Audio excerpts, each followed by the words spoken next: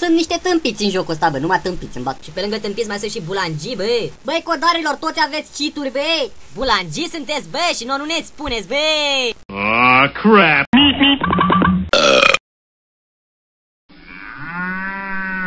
Hi, everybody. Holy shit. Nu știu de astea. Două.